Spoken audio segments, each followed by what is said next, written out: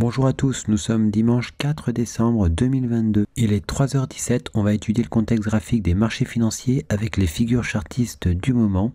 Figures que vous pouvez étudier gratuitement dans nos deux formations gratuites, la formation débutant et la formation confirmée sur notre site internet artrade.com. Sur le LTC USD, eh bien, on a toujours le drapeau et on s'aperçoit qu'on a formé un plat avec un point, 2 points, 3 points. Et on avait aussi donc un point, 2 points, 3 points ici, donc cassure haussière, triangle, rectangle. Par contre, on a du mal à décoller pour l'instant.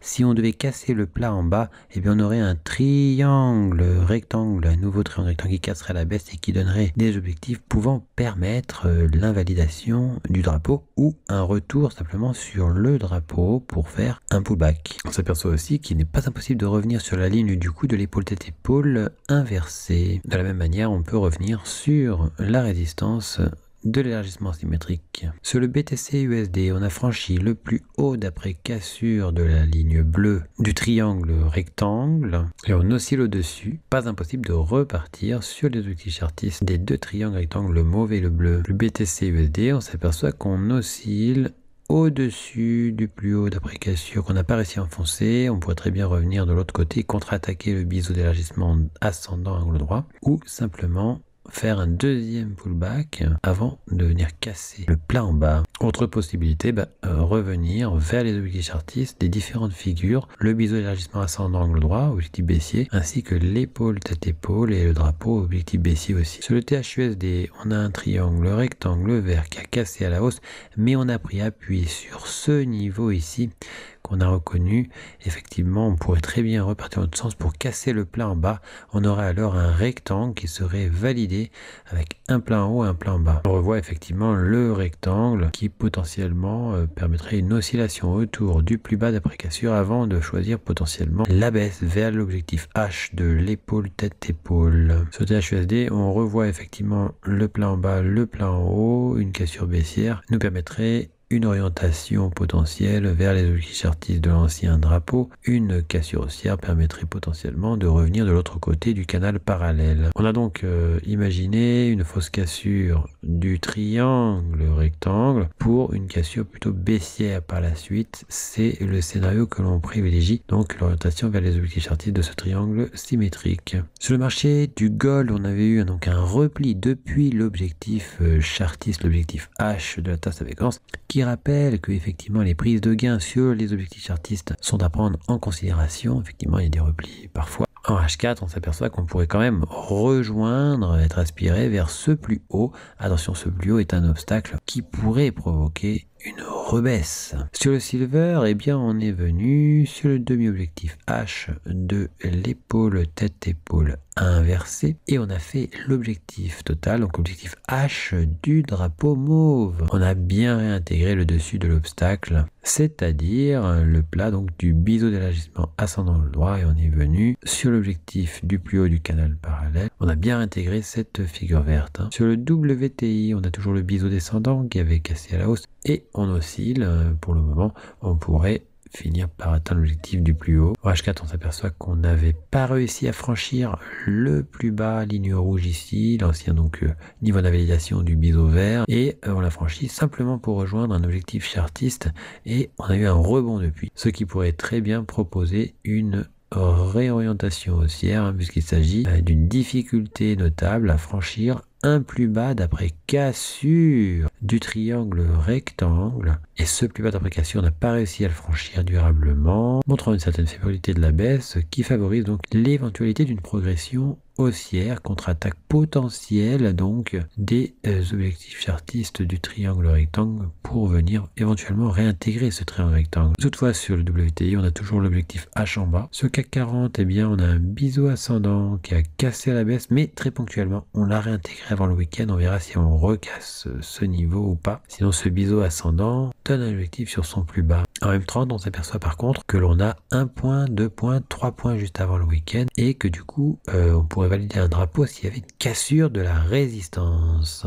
En H1 on s'aperçoit que le petit drapeau potentiel se forme autour des objectifs chartistes, donc du canal mauve et de la tasse avec anse, demi-objectif H de la tasse avec anse. On revoit le petit drapeau tout en haut ici. Le plus haut du drapeau avait correspondu avec le demi-objectif H du biseau d'élargissement ascendant angle droit. Sur le CAC 40, on s'aperçoit qu'on pourrait très bien être aspiré sur ce plus haut qui servirait potentiellement d'obstacle. Sur le marché du DAX, on oscille dans un canal parallèle depuis un moment. Pas possible de finir par rejoindre l'autre côté du canal de support. On a sur le DAX une petite pause où on oscille déjà depuis un petit moment. Il n'est pas impossible de reprendre la hausse vers l'objectif du plus haut du biseau descendant. Sur UK 100, on avait donc un V top qui a cassé à la baisse. On a fait quasiment son objectif H. On s'est arrêté sur un ancien plus haut, la ligne bleue, avant de rebondir sur la ligne du coup du V-top. C'est pas impossible de repartir jusqu'à l'objectif H. Sur le marché du Dow Jones, eh bien, on a atteint plusieurs objectifs chartistes avant un repli. Le repli pourrait s'amplifier. Sur le S&P 500, on s'aperçoit qu'on est revenu sur le plat du triangle rectangle après avoir atteint effectivement l'objectif H du drapeau, donc repli. On pourrait très bien réaliser un pullback sur et un peu à l'intérieur donc du triangle rectangle pour repartir ensuite vers les objectifs chartistes haussiers. Le triangle rectangle donne des objectifs chartistes qui, s'ils étaient atteints, invalideraient la tasse avec anse. Sur le Nasdaq, on a un drapeau potentiel, un point ici, 2 points ici, petite incursion, une autre incursion ici. On aurait pu mettre la ligne de l'appareil au support. Ici, un point, 2 points, incursion au-dessus. Finalement, on repasse au-dessus. On a tapé un niveau, ça crée une sorte de double top et on oscille en dessous. C'est pas impossible qu'on revienne de l'autre côté du canal parallèle, donc du drapeau potentiel, casser ce canal parallèle à la baisse pour aller vers des objectifs chartistes baissiers. On a l'épaule, tête, épaule inversée qui, quant à elle, donne des objectifs chartistes haussiers. Sur le Nasdaq, on s'aperçoit qu'on a réintégré le dessus de l'ancien support du biseau d'élargissement descendant angle droit. Toutefois, on pourrait très bien recasser ce support pour repartir à la baisse en envisageant effectivement le drapeau potentiel et aller, pourquoi pas, à l'objectif H de la figure verte. Sur l'euro GBP en H1, on a tenté de recasser le plat en bas du triangle rectangle. Ce triangle rectangle pourrait servir de relais vers l'objectif H du V-top. Sur l'USD CAD, on est en train de réaliser, semble-t-il, un rebond sur la ligne du coup de l'épaule tête-épaule inversée. En H1, on s'aperçoit qu'on a aussi un drapeau, un point, 2 points parallèle, un point, 2 points, et on a fait une incursion dessus. Il n'est pas impossible de venir finalement casser ce drapeau à la baisse. Ce drapeau sert aussi de pullback sur la ligne du coup d'une épaule tête-épaule, la ligne marron ici, que l'on retrouve ici, ligne marron ici, épaule tête-épaule effectivement. On est dans un canal parallèle qui sera considéré comme un drapeau quand on l'aura cassé à la baisse, si on le casse à la baisse. Et en délit, on s'aperçoit que le petit drapeau se trouve aux alentours d'ici, donc et pourrait permettre de repartir de l'autre côté du canal parallèle. Sur l'euro JPY, on est venu faire une cassure baissière du canal parallèle. Quand on fait la parallèle à résistance, on trouve un point, 2 points quasiment ici. On a pensé à une fausse cassure de la ligne à 1 point, 2 points, 3 points,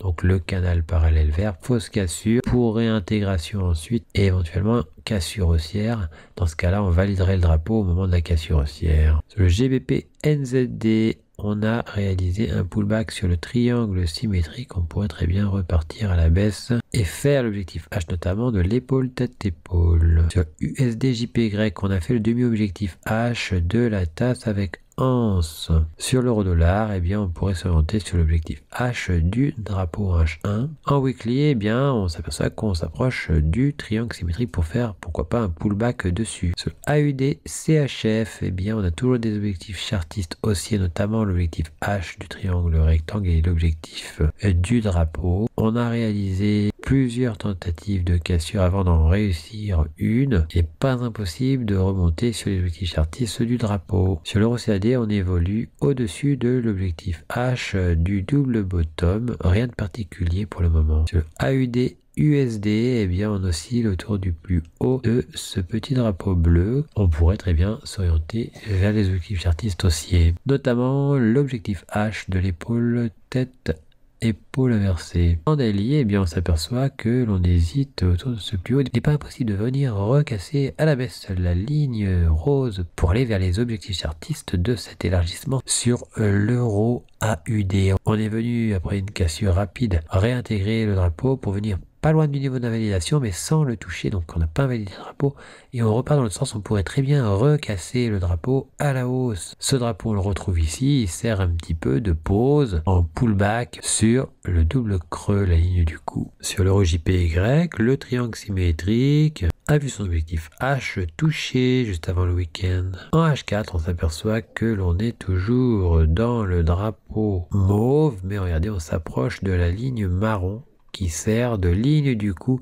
à une épaule, tête, épaule, dont la parallèle à la ligne du cou trouve un point à droite et à gauche. Sur le GBP-JPY, on n'arrive pas à recasser la ligne du cou du double bottom. Une recassure permettrait un retour sur la ligne mauve qui correspond à cette ligne mauve, le plus haut du triangle rectangle. Sur le NZD-JPY, on a tenté juste avant le week-end de casser le drapeau rose à la baisse.